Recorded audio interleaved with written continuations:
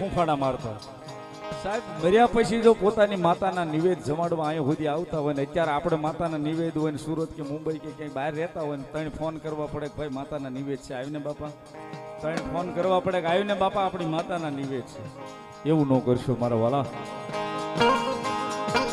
એ સાહેબ આપણી માતાનું કામ છે ખબર કાને અવાજ આવ્યો ખબર પડી એટલે દોડવા મળવાનું કરોડોનું કામ હોય તો એ માતા તું સંભાળજો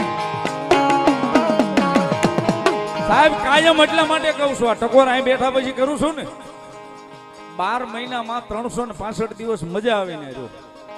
મજા આવે એ માતા જે ઉજાડી કરો